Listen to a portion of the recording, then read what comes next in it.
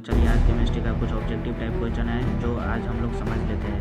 ये question Bihar board में लगातार कई वर्षों से पूछते आ रहा है। तो 7 से अधिक कौन सा है? ऑप्शन नंबर डी इसका सही जवाब है। किसी भी उदासीन विलयन का पीएच मान कितना होता है? उदासीन विलयन का पीएच मान 7 होता है। कितना होता है? 7। ऑप्शन नंबर डी इसका सही जवाब हो जाएगा। हेलो दोस्तों, तो कैसे हैं आप लोग? आई होप कि आप लोग अच्छे होंगे। तो चलिए आज केमिस्ट्री का कुछ ऑब्जेक्टिव टाइप क्वेश्चन है जो आज हम लोग समझ लेते हैं। ये क्वेश्चन बिहार बोर्ड में लगातार कई वर्षों से पूछते आ रहा है। पहला नंबर क्वेश्चन देखिए। पहला नंबर क्वेश्चन दिया हुआ है, कोई विलयन लाल लिटमस को नीला कर देता है, इसका पीएच संभवतः क्या होगा? तो पहले हमको ये समझना होगा कि लाल लिटमस को नीला कौन करता है। तो लाल लिटमस को नीला क्षार करता है। लाल लिटमस को नीला कौन करता है? क्षार। और क्षार का पीएच मान होता है 7 से अधिक। तो क्षार का पीएच मान कितना हो गया? 7 से अधिक। तो 7 से अधिक वाला जो होगा ऑप्शन में वो हो जाएगा इसका आंसर। तो 7 से अधिक कौन सा है? ऑप्शन नंबर डी इसका सही जवाब हो जाएगा। आगे देखिए दूसरा नंबर क्वेश्चन दिया हुआ, निम्नांकित में कौन लवण है? निम्नांकित में कौन लवण है? ऑप्शन में देखिए HCl, ये तो होगा नहीं क्योंकि ये अम्ल है, इसमें हाइड्रोजन आयन है। इसमें कौन सा आयन है? Hydrogen ion. बी में देखिए NaOH, सोडियम हाइड्रोक्साइड, इसमें OH माइनस आयन है, OH हाइड्रोक्साइड आयन है। ऑप्शन नंबर डी देखिए, ये तो होगा नहीं, बी भी नहीं होगा, डी तो होगा नहीं क्योंकि इसमें भी हाइड्रोक्साइड आयन है। तो ऑप्शन नंबर डी भी गलत हो गया। तो ऑप्शन नंबर कौन सा सही हो गया इसका? ऑप्शन नंबर कौन सा सही हुआ इसका? ऑप्शन नंबर सी इसका सही जवाब हो जाएगा। आगे देखिए कौन सा है, किसी भी उदासीन विलयन का पीएच मान कितना होगा? तो उदासीन विलयन का पीएच मान 7 होता है। कितना होता है? 7। तो ऑप्शन नंबर बी इसका सही जवाब हो जाएगा। आगे देखिए, किसी लाल तप्त आयरन पर जलवाष्प प्रवाहित करने पर कौन सा यौगिक प्राप्त होता है? तो आयरन का संकेत होता है Fe प्लस, जलवाष्प इस पर H2O प्रवाहित करने पर कौन सा यौगिक? तो Fe3O4 प्लस H2। तो कौन सा यौगिक प्राप्त हुआ? Fe3O4। तो Fe3O4 जो होगा उस वही हो जाएगा इसका आंसर। तो ऑप्शन नंबर सी में है। तो ये ऑप्शन नंबर सी इसका सही जवाब हो जाएगा। आगे देखिए, बेकिंग सोडा का अनुसूत्र होता है। तो बेकिंग सोडा का अनुसूत्र होता है NaHCO3। क्या होता है? NaHCO3। बेकिंग सोडा बोलिए या खाने का सोडा बोलिए, बात सेम है।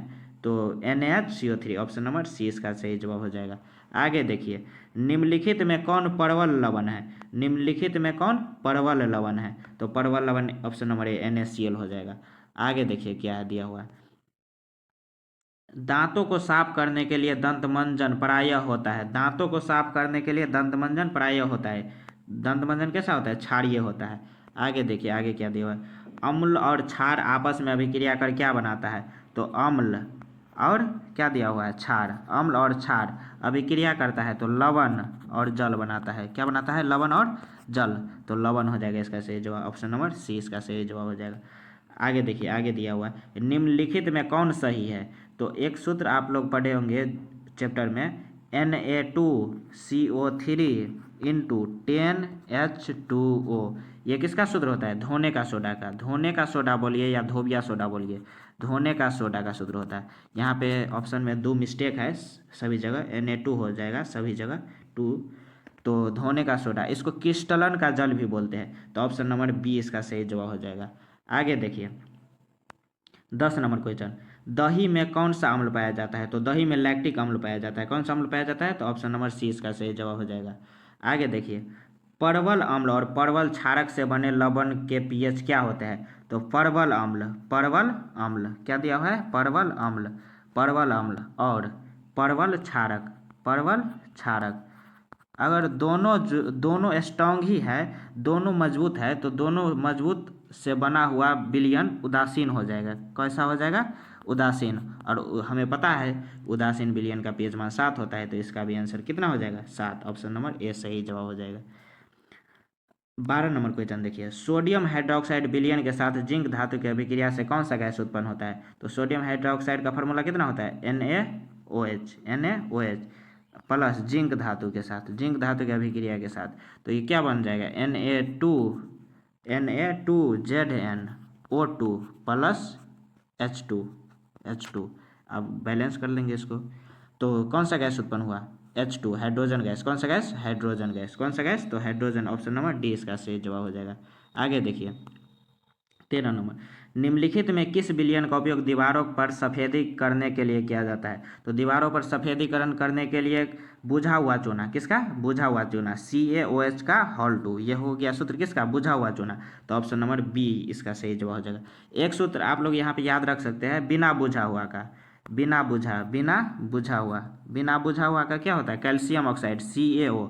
तो यहाँ पे ये सूत्र याद रखिएगा, महत्वपूर्ण सवाल है ये। आगे देखिए 14 नंबर क्वेश्चन, लाल पत्ता गोभी उदाहरण है। लाल पत्ता गोभी किसका उदाहरण है? प्राकृतिक सूचक का। तो ये बात याद रखिएगा। आगे अगला क्वेश्चन देखिए, निम्नांकित विलयनों में कौन सबसे अधिक अम्लीय है? तो सबसे अधिक अम्लीय कौन होगा? जिसका पीएच मान 7 से कम होगा। तो 7 से कम में उसका भी कम होगा। तो यहाँ पे देखिए पीएच बराबर कितना दे दिया है? 1। तो ये 7 से कम और उसमें भी कम है, तो पीएच बराबर 1 इसका सही जवाब हो जाएगा। आगे देखिए क्या दिया हुआ, PbOH NO3 किस प्रकार का लवण है? तो ये कौन सा लवण है? क्षारकीय लवण, क्योंकि इसमें हाइड्रोक्साइड आयन है। कौन सा आयन है? हाइड्रोक्साइड आयन है, इसलिए क्या कौन सा लवण हो जाएगा? क्षारकीय लवण। आगे देखिए, अम्ल वर्षा कहलाने के लिए आवश्यक है कि वर्षा के जल का पीएच मान अगर 5.6 से कम हो जाए, सॉरी यहाँ पे वर्षा के जल का पीएच मान कितना हो जाए? 5.6 से कम, 5.6 से कम, तब 5.6 से कम हो जाए तो ऑप्शन नंबर बी इसका सही जवाब हो जाएगा।